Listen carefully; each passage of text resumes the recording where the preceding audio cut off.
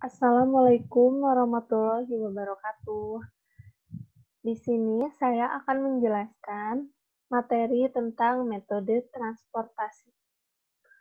Definisi dari metode transportasi itu sendiri merupakan suatu metode yang digunakan untuk mengatur distribusi dari sumber-sumber yang menyediakan produk yang sama ke tempat-tempat yang membutuhkan secara optimal. Nah, alokasi produknya itu harus diatur sedemikian rupa, karena terdapat perbedaan biaya-biaya alokasi dari satu sumber ke tempat tujuan yang berbeda-beda, dan dari beberapa sumber ke tempat tujuan yang berbeda juga. Persyaratannya itu sendiri, yaitu jumlah barang yang dikirim atau QS harus disamakan dengan jumlah permintaan dari tempat yang membutuhkan barang tersebut, atau QD. Apabila dalam kasus tertentu, di mana QS lebih besar daripada QD, maka perlu ditambahkannya dummy untuk variabel permintaan. Demikian juga apabila QS kurang dari QD, maka perlu ditambahkan dummy untuk variabel penawaran. Dengan catatan, di mana penyelesaian soal transportasi dilakukan dengan matriks yang terdiri dari baris dan kolom. Setiap asal barang ditampilkan melalui baris dan tujuan pengirimannya itu ditampilkan melalui kolom. Sehingga matriks yang digunakannya yaitu B kali K baris kali kolom. Ciri-ciri dari persoalan transportasi itu sendiri, yang pertama yaitu terdapat sejumlah sumber dan sejumlah tujuan. Yang kedua, kuantitas sumber dan tujuan besarnya tertentu. Yang ketiga, jumlah pengiriman komoditas sesuai sumber dan tujuan. Yang keempat, biaya yang terjadi besarnya tertentu. Nah, di sini ada contoh matriks yang digunakannya, di mana ini tuh termasuk sumber atau supply. Nah, kolomnya itu sendiri itu tujuan atau demand. Nah, ini tuh tujuannya, demand-nya. Di mana A itu sendiri merupakan kapasitas dari sumber A, B kapasitas dari sumber B, C kapasitas dari sumber C. Dan untuk P itu kapasitas dari tujuan P, Q kecil ini kapasitas dari tujuan Q, R kapasitas dari tujuan R, S kapasitas dari tujuan S. Dan total kapasitas sumber dengan total kapasitas tujuan itu harus sama. Total QS harus sama dengan QD, maka tidak ada penambahan dummy. Nah, jika tidak sama, maka harus disamakan dahulu dengan penambahan dummy. Nah, contohnya seperti ini.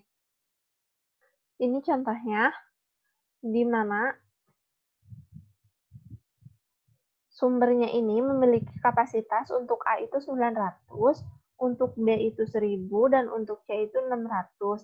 Dan untuk tujuannya itu sendiri memiliki kapasitas untuk P itu 700, untuk Q itu 1200, dan untuk R itu 500.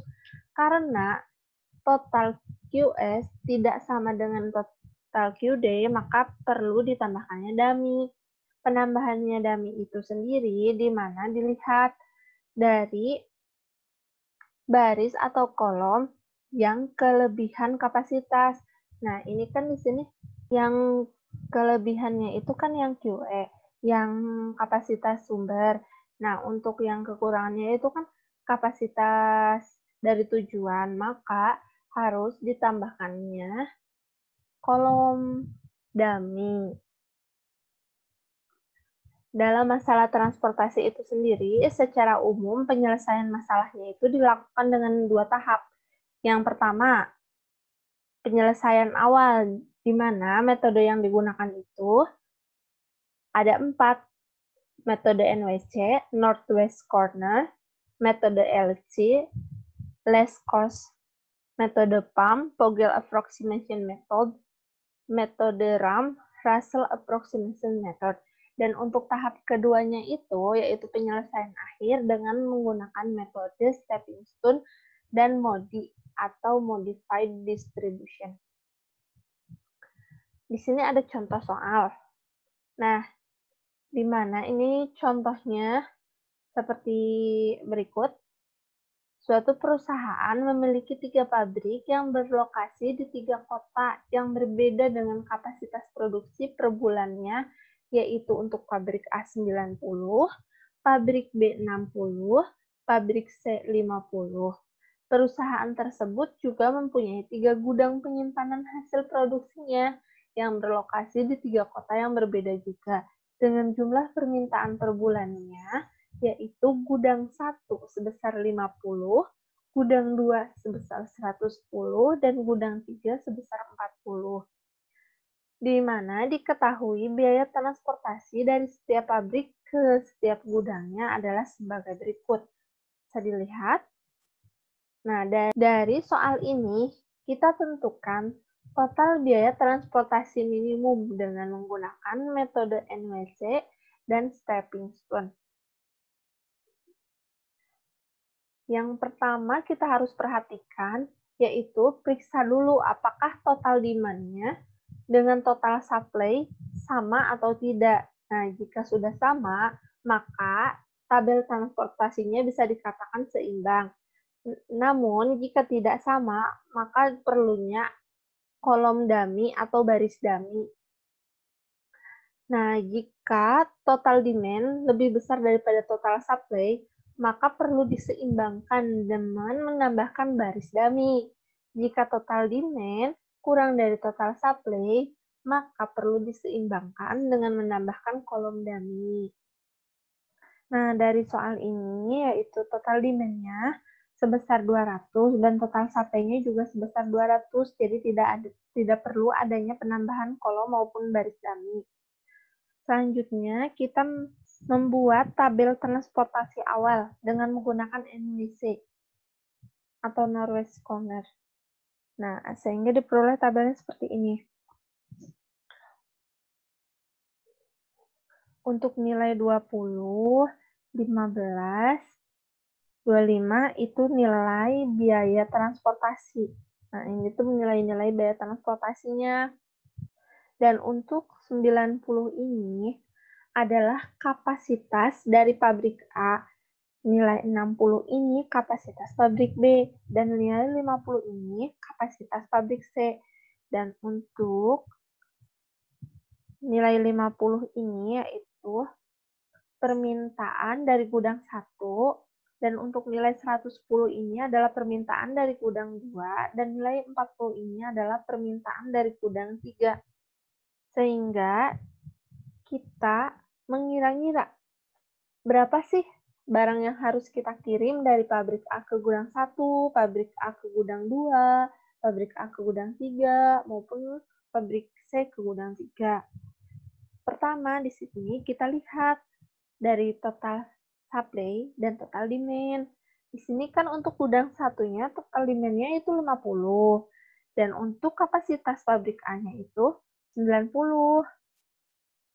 Jadi kita tuliskan di sini 50 untuk memenuhi total demand dari gudang 1. Sehingga di sini total supply-nya itu sendiri sisa 40. Nah, untuk pabrik A ke gudang 2, kita kirimkan sebesar 40 yang sisa tadi. Sehingga total supply-nya ini sudah terpenuhi. Untuk pabrik A itu kapasitasnya sudah 0. Nah, kita lanjut ke pabrik B. Pabrik B tidak mengirimkan ke gudang 1 karena total demand untuk gudang 1 ini sudah terpenuhi oleh pabrik A. Nah, untuk pabrik B, kita kirimkan sebesar 60 ke gudang 2. Kita lihat 60 ini merupakan kapasitas dari pabrik B itu sendiri. Sedangkan permintaan dari gudang 2 itu sebesar 110 dan sudah terpenuhi oleh pabrik A itu sebesar 40. Sehingga 110 kurangi 40 itu masih ada 70. Sedangkan di sini kapasitas pabrik B itu sendiri adalah 60, jadi kita tuliskan 60. Maka sisa dari permintaan gudang 2 itu yaitu 10. Nah, untuk gudang 3, pabrik B itu tidak mengirimkan karena kapasitas pabrik B sudah 0. Nah, untuk pabrik C tidak mengirimkan ke gudang 1 karena total permintaan gudang 1 sudah terpenuhi oleh pabrik A. Pabrik C mengirimkan ke gudang 2 sebesar 10. Karena permintaan dari gudang 2 itu tadi sisa 10. Terus pabrik C itu mengirimkan sebesar 40 ke gudang 3. Karena kapasitas pabrik C itu sendiri itu 50, dikurangi 10, maka sisanya 40. Dan untuk total demand-nya dari gudang C itu juga 40, jadi kan sudah terpenuhi. Untuk total cost-nya itu sendiri, kita kalikan dari barang yang dikirim ke setiap gudang dengan biaya transportasinya. Di mana di sini 50 dikali 20 ditambah dengan 40 dikali 5 ditambah dengan 60 dikali 20 ditambah dengan 10 dikali 10 ditambah dengan 40 dikali 19 dan hasilnya yaitu 3.260. Untuk metode stepping stone yaitu adalah metode untuk mendapatkan solusi optimal dari masalah transportasi itu sendiri, di mana kita harus mendapatkan total cost yang minimum. Metode ini bersifat trial and error, yaitu dengan mencoba-coba memindahkan sel yang ada isinya ke sel yang kosong. Tentu saja pemindahan ini harus mengurangi biaya. Untuk itu, harus dipilih sedemikian rupa sel-sel kosong yang biaya transportasinya itu kecil dan memungkinkan untuk dilakukan pemindahan. Nah, kita mulai nih dari sudut kiri atas, yang tadi tabel NWC yang ini. Nah, kita akan pindahkan sel A1 ke sel B1. Dan supaya jumlahnya tetap seimbang, berarti satu unit juga harus dipindahkan dari sel B2 ke A2. Nah, untuk biaya transportasinya sendiri akan berkurang sebesar 20. Nah, jika yang dipindahkannya itu 50, maka total biaya transportasinya akan berkurang sebesar 100. Selanjutnya akan diperoleh tabel transportasi perbaikan yang pertama. Nih, di sini. Kita sudah dapatkan tabel transportasi perbaikan yang pertama. Di mana tadi kan di sini untuk pabrik A kita mengirim ke gudang 1 itu 50. Nah, kita geser. Pabrik A kita kirimkan ke gudang 2. Tadi kan 50. Di sini kan ke gudang 2 tadi 40. Jadi 50 tambah 40 jadi 90. Nah, untuk kapasitas pabrik A-nya itu sendiri sudah kosong. Untuk pabrik B, kita kirimkan ke gudang 1 sebesar 50. Karena total permintaan untuk gudang 1 yaitu 50, maka sudah terpenuhi. Dan total kapasitas pabrik B itu sendiri kan 60, jadi kan sisa 10. Kita yang 10-nya itu kirimkan ke gudang 2. Sehingga gudang 3 tidak mengirimkan karena total supply atau kapasitas dari pabrik B itu sendiri sudah 0. Dan untuk pabrik C kita tidak mengirim ke gudang 1 karena permintaan gudang 1 sudah terpenuhi. Sehingga pabrik C kita kirimkan ke gudang 2. Total permintaan dari gudang 2 itu sendiri kan 110 dan sudah terpenuhi oleh pabrik A kan 90 dan pabrik B 10, jadi kan sisa 10, jadi kita kirimkan dari pabrik B ke gudang 2 itu sebesar 10. Sehingga kapasitas pabrik C itu sisanya 40. Nah, yang 40 ini kita kirimkan ke gudang 3. Dan kita juga harus lihat total permintaan gudang 3 itu sendiri berapa. Di sini kan 40. Sedangkan kapasitas pabrik C-nya itu tadi sendiri kan sisa 40. Jadi kita kirimkan semua ke gudang 3. Maka kapasitas pabrik C sudah 0 dan total permintaan dari gudang 3 sudah terpenuhi. Sehingga total cost-nya dapat diperoleh yaitu 90 dikali 5 ditambah 50 dikali 15 ditambah 10 dikali 20 ditambah 10 dikali 10 ditambah 40 dikali 19 maka hasilnya yaitu 2.260. Selanjutnya, kita pilih sel dengan biaya transportasinya itu yang terkecil dan memungkinkan dilakukannya pemindahan. Dalam hal ini, kita pindahkan 1 unit dari sel C3 ke sel A3 agar jumlahnya itu tetap seimbang. Maka dipindahkan juga 1 unit dari sel A2 ke sel C2. Pemindahan ini mengurangi biaya sebesar 19 dikurangi 8 ditambahkan dengan 5 dikurangi 10, maka hasilnya yaitu 6. Jika dipindahkannya sebanyak 40, maka total biaya transportasi yang berkurang yaitu 240. Selanjutnya akan diperoleh tabel transportasi perbaikan yang kedua seperti berikut. Nah, di sini akan diperoleh tabel transportasi perbaikan yang kedua. Dari tabel ini, kita pindahkan, tadi kan barang yang dikirim ke gudang 2 itu oleh pabrik A90, maka kita pindahkan 40, kita kirimkan ke gudang 3. Maka kapasitas untuk pabrik A-nya itu sendiri sudah kosong. Dan untuk pabrik B, kita kirimkan sebesar 50 ke gudang 1, sehingga permintaan gudang 1 sudah terpenuhi, dan kapasitas pabrik B itu sendiri sisa 10. Selanjutnya, yang 10 ini kita kirimkan ke gudang 2, sehingga gudang 2 sendiri total permintaannya itu sisa 50. Dan pabrik B tidak mengirim ke gudang 3, karena kapasitasnya sudah kosong. Dan untuk pabrik C, kita tidak mengirim ke gudang 1, karena gudang 1 sendiri total permintaannya itu sudah terpenuhi. Dan pabrik C kita kirimkan sebesar 50 ke gudang 2, karena total permintaan dari gudang 2 itu sendiri tadi sisa 50, maka kita kirimkan dari pabrik C. Selanjutnya, pabrik C tidak mengirimkan ke gudang 3, karena total permintaan dari gudang 3 itu sendiri sudah terpenuhi dan kapasitas dari gudang C itu sendiri sudah kosong.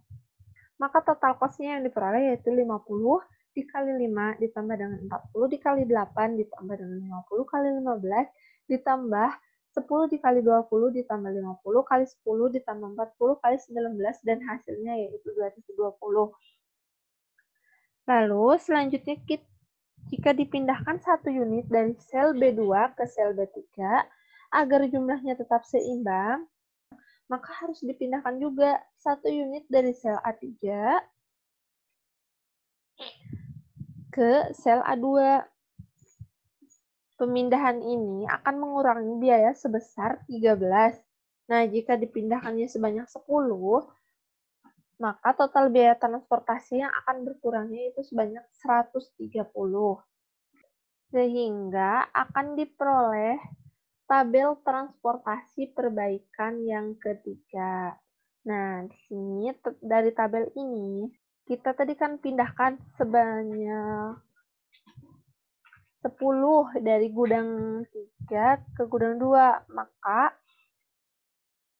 pabrik A mengirim ke gudang 2 sebesar 60, dan pabrik A mengirim ke gudang 3 sebesar 30, sehingga kapasitas dari pabrik A sudah terpenuhi. Dan untuk permintaan gudang 2 sisa 50, dan untuk permintaan dari gudang 3 sisa 10.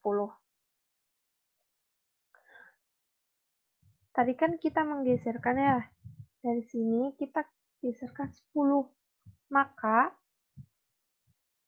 pabrik B mengirimkan sebanyak 10 ke gudang 3, dan pabrik B tetap mengirimkan 50 ke gudang 1. Untuk pabrik C itu sendiri, kita kirimkan sebanyak 50 ke gudang 2, karena total permintaan gudang 2 sendiri tadi sudah terpenuhi sebanyak 60 dari pabrik A, sehingga sisanya 50, maka dari pabrik C. Nah, sehingga kapasitas untuk pabrik C itu sendiri sudah kosong. Maka total cost-nya yang diperoleh yaitu 60 dikali 5 ditambah 30 dikali 8 ditambah 50 dikali 15 tambah 10 dikali 10 tambah 50 dikali 10, maka hasilnya yaitu 1.890. Jadi, total biaya transportasi yang minimumnya itu sendiri atau solusi optimalnya yang diperoleh dengan menggunakan metode stepping stone yaitu sebesar 1.890. Selanjutnya ada metode PAM atau kita sebut juga Vogel Approximation Method. Metode PAM itu sendiri merupakan metode untuk mendapatkan solusi optimal dari masalah transportasi. Sama halnya seperti metode stepping stone, jadi kita untuk mendapatkan nilai total cost yang paling minimum. Metode ini biasanya bersifat semi-eksak dan lebih eksak dibanding dengan metode stepping stone. Metode ini menerapkan algoritma. Nah, seperti yang pertama itu, menentukan perbedaan dua biaya terkecil untuk masing-masing kolom dan baris, menentukan perbedaan terbesar hasil langkah yang pertama, terus menentukan sel yang akan diisi dengan cara memilih sel yang memiliki biaya transportasi terkecil pada kolom atau baris terpilih, seperti pada langkah kedua. Nah, selanjutnya kita menghapus baris atau kolom yang salah sel-selnya telah diisi dengan kapasitas penuh, sama dengan total supply atau total demand. Nah, untuk itu, ulangi algoritma tersebut sampai total supply dan total demand-nya itu habis diisikan ke sel-sel yang telah ditentukan.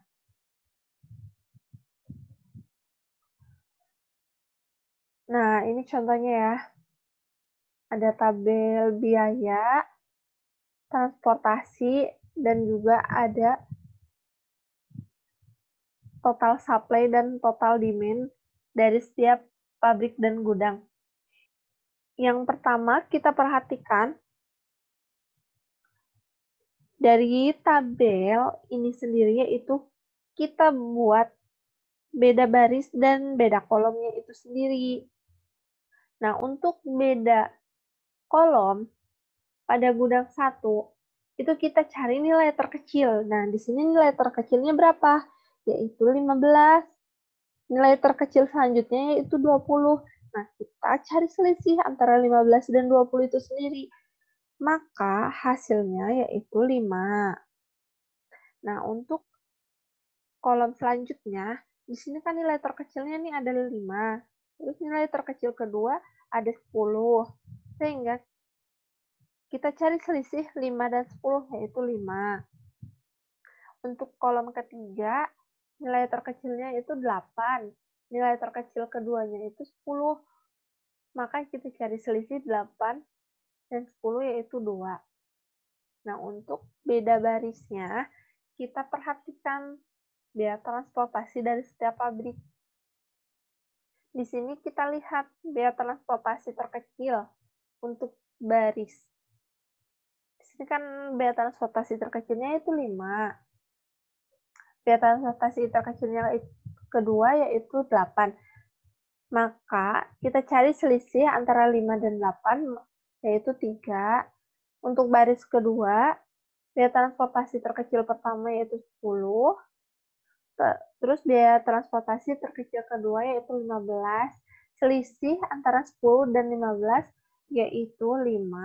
Dan untuk baris ketiga atau pabrik C, biaya transportasi terkecil pertamanya itu 10 dan biaya transportasi terkecil keduanya itu 19. Maka kita cari selisihnya, didapatkanlah 9. Nah, selanjutnya kita perhatikan nih, dari tabel 1 tersebut, beda baris dan beda kolom yang terbesar.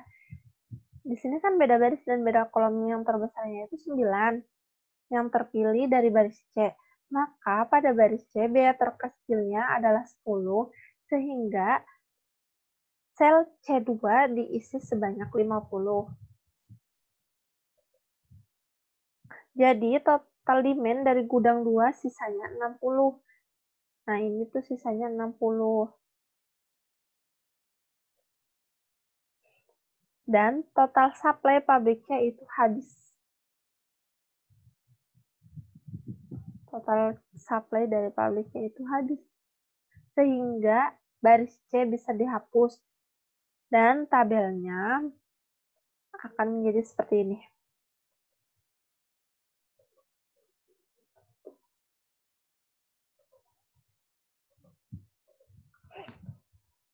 Nah, dari tabel ini kita perhatikan beda baris dan beda kolom yang terbesar juga. Awalnya kan kita juga cari selisihnya seperti tadi untuk beda baris dan beda kolomnya. Nah, kita perhatikan selanjutnya beda baris dan beda kolom yang terbesar. Di sini kan kita dapatkan beda baris dan beda kolom yang terbesarnya itu 15, sehingga kolom 2 dengan bea terkecil 5, berarti sel A2 diisi sebanyak 60, jadi total supply dari pabrik A, sisanya itu 30. Sini bersisa 30. Dan untuk demand dari gudang 2 itu sendiri habis, sudah terpenuhi. Sehingga kolom 2 dapat dihapus.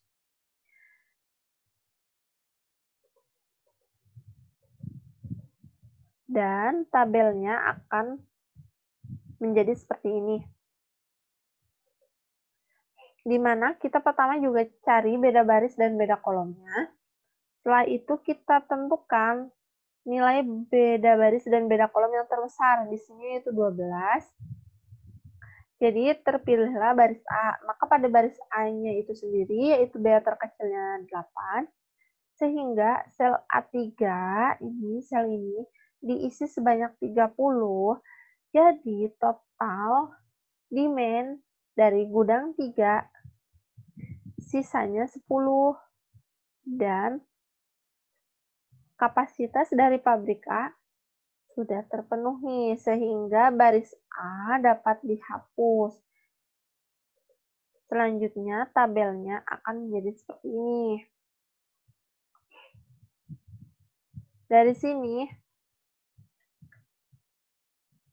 ini sudah kita dapatkan tabel yang optimal. Maka dari tabel 4 ini, karena sudah tersisa satu baris saja, maka sel B1 diisi sebanyak 50 dan sel B1 dan sel B3 diisi sebanyak 10.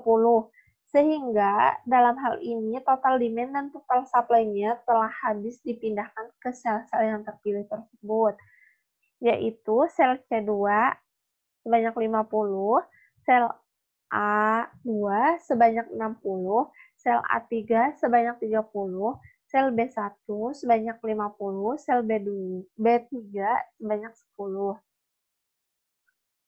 Sehingga tabel transportasi optimal dengan menggunakan metode PAM yang diperoleh yaitu seperti ini, seperti berikut.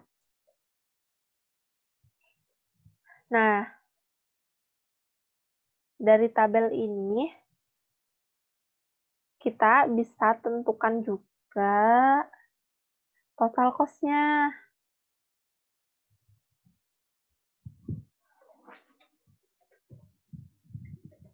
Total cost, di mana yang pertama yaitu 50 dikalikan 15, 50 kalikan dengan 15, ditambah dengan 60 dikalikan 5, ditambah dengan 30 dikalikan 8, ditambah dengan 10 dikalikan 10, ditambah dengan 50 dikalikan 10.